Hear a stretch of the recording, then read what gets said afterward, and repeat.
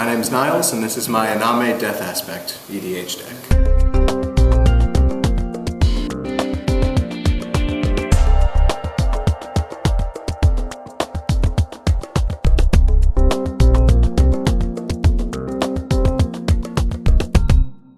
So this is Iname Death Aspect. It costs 6, and as you can see, it puts any number of spirits from the library into the graveyard when it comes into play. That's the general, and usually it's sitting in the command zone until I'm ready to use it to win. I like it because I don't have to worry about it dying. I don't have to worry about combat with it. It just triggers for me. Then the mana base, we have, how many is this? I think it's 7 swamps, regular swamps, and then 7 snow-covered swamps, or 8 rather, snow-covered swamps. That's because for some reason, other people running things like Maga Traitors Immortals typically run all snow-covered, and they do things like extraplanar lens, so I'd rather have more of these. The reason for the split is because of only Tainted Pact, but I like for everything to synergize as much as possible.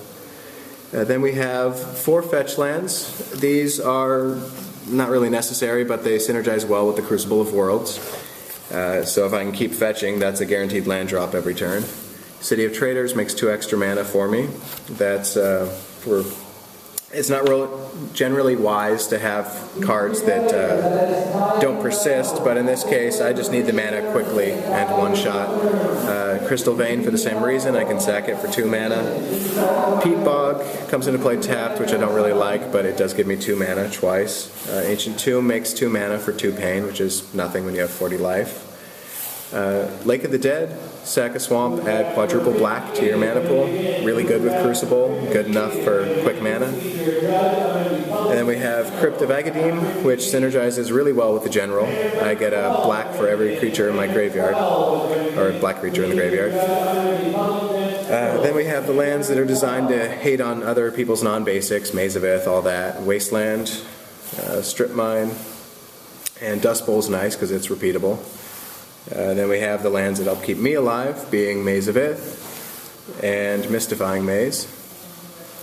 And then we have the strange-looking choices, such as Shizo Death's Storehouse, which is in here strictly because it's no better or worse than a swamp, but it synergizes really well with Hirobi. We have Volrath's Stronghold because it will get me any creature I may need back from the graveyard, which I think speaks for itself. Urborg Tomb of Yawgmoth makes sure that any of my lands that aren't swamps are now swamps. Helps with Lake of the Dead or just in general for black mana. Bojuka Bog is there to be able to eat graveyards when need be, if I can get it or have to tutor for it. It's nice because they can't counter it. And Beseech Who Shelters All is in here because it gets around counter spells, which is nice. Then we have Urborg, which is pretty funny actually, because it taps to remove First Strike or Swamp Walk from a creature, but the way it's worded, the Oracle now, the creature doesn't have to have Swamp Walk or First Strike, which allows me to just erroneously target a creature when Hirobi's out, so I can just eat things with it. Mana, here we have Mana Crypt for acceleration. Again, the 40 life stipulation makes this pretty good. Soul Ring for extra 2 mana. Mana Vault, just for a mana boost of 3 there. Grim Monolith again for a mana boost of 3. Worn Power Stone, just for 2 mana. Thran Dynamo for another 3 mana. Jet Medallion helps me play a lot of spells in succession, which sometimes I need to do. Makes everything cost 1 less, which is nice since I'm mono black. Soldevi Adnate.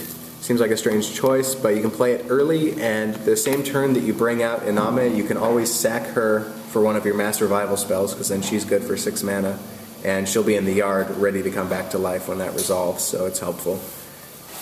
Songs of the Damned is instrumental to this deck. A lot of the times I tutor for it if I'm behind on mana. So Songs of the Damned, as long as I can come up with 7 mana, then Iname Death Aspect comes out, dumps at least 10 spirits, and I'm guaranteed another 10 mana, which is nice from 1. It's generally, again, not wise to have mana boosts in EDH that aren't permanent, but yeah. Alright, so Voltaic Key synergizes with the Mana Vault and the Grim Monolith really well. Also, it synergizes with Sensei's Top, and it also synergizes with the Helm of Obedience when I get that. And then we have Sensei's Top, which is pretty much a staple. Anybody plays that. Scroll Rack as well, just really nice to have around for filtering out cards. And that's another reason for the fetch lands, for when Scroll Rack or Sensei's Top aren't going right, you can always try again.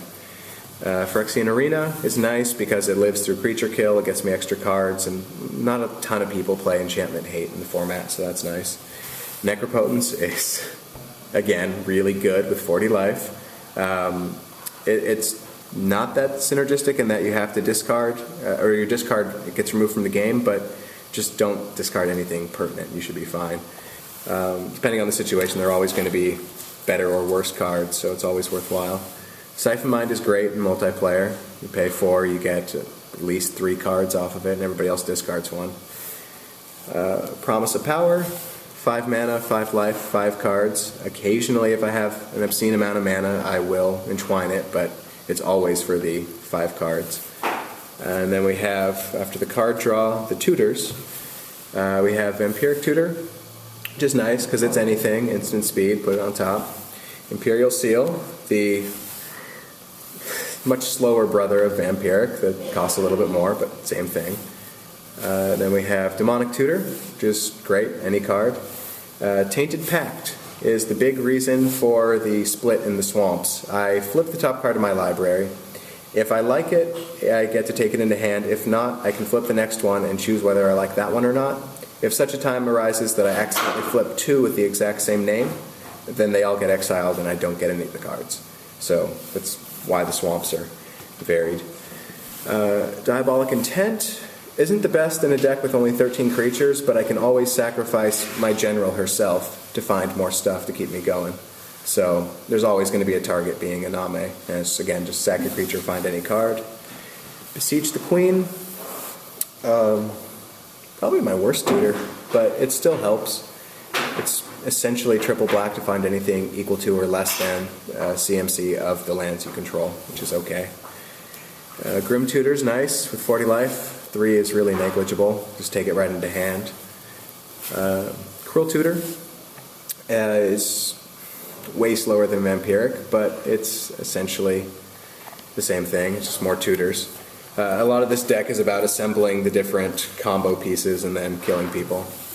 Traitors Grasp is nice because I get to just find whatever the opponent has. Generally, if I get it early, it's mana excel. If I get it late, I find the black player, get their creature kill, or find somebody's Karn, whatever it is I need. Diabolic Tutor is, again, just a 4-drop tutor. Insidious Dreams is weird. Kind of good, kind of bad. If I have no spirits in hand, then it's awkward because I have to discard a card for each card that I tutor. But if I have a whole bunch of spirits in hand, I can line up 2 or 3 top decks so that they're all really good, while ditching spirits so that they're ready to be revived because they do me no good in hand. This one just finds cards at instant speed, puts them on top. Yawgmoth's Will just gets me out of bad situations, lets me replay anything in my yard, which is really nice. Pithing Needle, a random tutor target for any unforeseen nonsense, or single-handedly it shuts down a lot of generals, which is really nice. If you see somebody's playing with Mangara of Corandor or something, then you know generally to name it and avoid that whole mess. The Crucible works really well with Lake of the Dead, works really well with my own Death Cloud, the 4 fetch lands, the Wasteland, the Strip Mine. It's just really, really nice to have. Beacon of Unrest is just randomly in here because I kill a lot of creatures with this deck, and it's nice to have options. Generally, if I'm going to reanimate my own stuff, I'll go for a Mass Revival spell because they're much better in conjunction with one another, but Beacon of Unrest works if somebody else has some fatty, like an Acroma or something dumb. It's always nice to have. Mimic Vat for the same reason. Since I'm hopefully slaughtering things left and right, I can always imprint one of those and actually have a creature engine. Also synergizes well with the Voltaic Key. Then we have Helm of Obedience, which doesn't really make a lot of sense on its own. It's 4 mana to drop, pay X, where X can't be 0, put the top card of an opponent's library into his or her graveyard, continue doing this until you've hit a creature, or until the full X has gone in, whichever comes first. So I never use it unless I have Leyline out, and I'll explain why in a second. Leyline of the Void, if it's in my opening hand, it just comes into play, and if a card would be put into an opponent's graveyard from anywhere, put that card into or exile instead. So with the Helm of Obedience out, I can actually helm them for 1, and since each card that gets removed, since the first card gets removed, then it's not in the graveyard, so the stipulation of repeat this process until that many cards have been put in there or a creature's been hit is not met. And the creature will never hit the graveyard either because it gets removed from the game. So basically they get milled automatically since the 1 can never be met. And Oblivion Stone is just in there for crowd control or enchantments since black has trouble with those. Force Field is there for those standby turns when you just don't have a lot going on. You're still developing mana if you need to or whatnot. You can keep big creatures off your back. The nice thing about Force Field is that it no longer targets. You can just choose an unblocked creature and it will only deal 1 damage, which is really nice. And then there's Navinaral's Disc.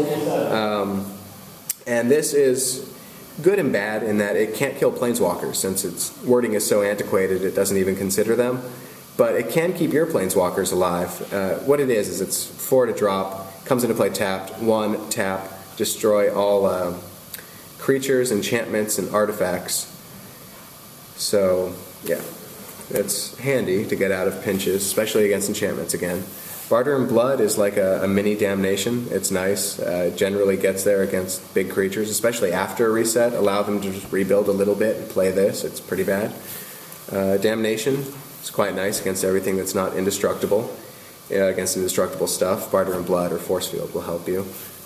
Same with Syphon Flesh. Syphon Flesh is good when everybody has only a few creatures and you can hit good ones. Otherwise, in multiplayer, you can at least get a small swarm of zombies to help keep the beating off your back, because for some reason nobody really likes mono black control. And then there's Life's Finale, which is just another Wrath effect, and I also get the added benefit of searching through a player's library for up to 3 creatures. And that's really nice against people that I perceive to be combo, like if they're blue and red in the general colors or something. I normally anticipate something like Kiki Jiki and Pestermite, and I'll try to get that out of there as soon as possible. All Is Dust is, again, for enchantments and other stuff. Notice that most of my mana was artifact-based, so this doesn't really hit me. I don't really care if the creatures live or die, because I generally dictate when that happens anyway, so... Decree of Pain is really nice. I will only ever really cycle it in a pinch, but for 8 mana, drawing some number of cards and destroying all creatures is wonderful. Black Sun Zenith is in here. It's not the most potent card, but it has potential for reuse and it keeps token swarms at bay. It's okay. Death Cloud is amazing, especially if I can get access to my Crucible, then I can safely Death Cloud for any number I want, which will stall the game sufficiently that I can then just rebuild and win easily. Dread Cacodemon is in here because I need legs, and also because of the Volrath Stronghold. If I play this and everything else dies, and then this dies, I can put it back on top so I can replay it, which is handy. It's just nice that it's a creature that enters play and kills all of my opponent's stuff. Okay, and Karn Liberated is in here again just to deal with trouble permanents that black generally can't. I don't think I would ever reset the game, but I don't know. You can also tax people's hands, which is nice on an empty board. Soren Markov is largely in here to take people down to 10, and it also doubles for crowd control, can kill small creatures and such. It's handy, gain you some life if you need it. Sometimes you can Mindslaver people if you need. Liliana is one of my mass revival spells when she's warmed up sufficiently, or she can tutor, and that's her purpose. The discarding is only really to get her to the revival area of her abilities. And Balthor the Defiled is the same thing, just mass revival. It's nice because it has a stipulation that only red and black creatures come back to life, so that helps me since I'm mono black. Living Death is awkward if there are a lot of creatures already dead, but in general, if you get it off early, then you can kill the board and revive your stuff once Iname is out. Patriarch's Bidding is the same thing. I declare spirits. Other people generally have varied types of creatures and it doesn't help them as much. And Twilight's Call is just return all creatures from the grave to play, but it does let you do it at instant speed if you need for 8, which is okay. It's just, I tried briefly All Hallows Eve and Living End, and they just weren't working out well at all. So being able to cast stuff, even if it costs too much mana at the same turn, is very, very nice. Then the creatures, the actual spirits. We have Bloodghast, which is kind of a joke in terms of the format. It's not very big, but it keeps coming back to life every time I play a land, so it helps me when I have outlets that let me sack creatures or whatnot.